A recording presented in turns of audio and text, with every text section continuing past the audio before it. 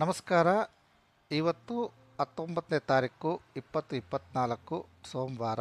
ಬಹಳ ವಿಶಿಷ್ಟವಾಗಿರ್ತಕ್ಕಂಥ ಹುಣ್ಣಿಮೆಯ ದಿವಸ.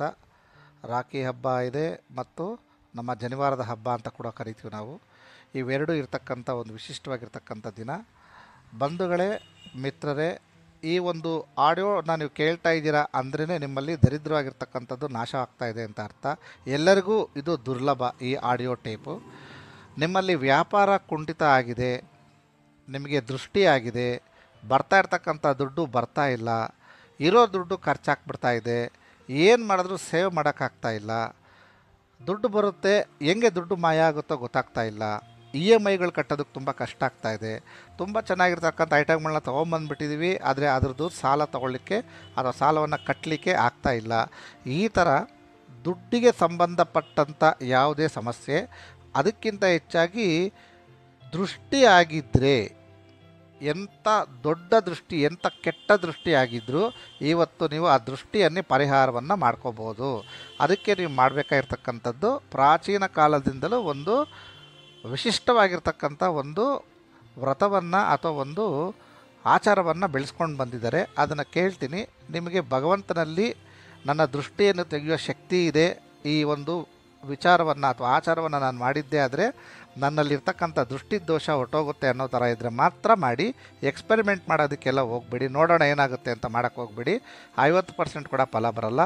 ಖಂಡಿತವಾಗಿಯೂ ಇದು ಆಗುತ್ತೆ ಅಂತಕ್ಕಂಥ ಒಂದು ಪಾಸಿಟಿವ್ ವೈಬ್ಸಿಂದ ನೀವು ಈ ಒಂದು ಪ್ರಾಸೆಸ್ ಮಾಡಿದ್ರೆ ತುಂಬ ಒಳ್ಳೆಯ ರಿಸಲ್ಟ್ ಸಿಕ್ಕಿದೆ. ಅದಕ್ಕೆ ನೀವು ಮಾಡಬೇಕಾಗಿರೋ ಕೆಲಸ ಏನಪ್ಪ ಅಂದರೆ, ಸಾಯಂಕಾಲ 2 ದೀಪಗಳನ್ನು ನೀವು ರೆಡಿ ಮಾಡ್ಕೊಳ್ಳಿ. ತುಪ್ಪದ ದೀಪಗಳನ್ನ ಅರಳಿ ಮರಕ್ಕೆ ಹೋಗಿ ನೀವೇನು ಮಾಡ್ತೀರಾ ಅಂತ ಹೇಳಿದ್ರೆ, ಒಂದು ತುಪ್ಪದ ಏನು ದೀಪ ಇದೆ ಅದನ್ನು ಅರಳಿ ಮರಕ್ಕೆ ಅಂಟಿಸಿ ₹2 ಕಾಯಿನ್ಸ್ ತಗೊಳ್ಳಿ.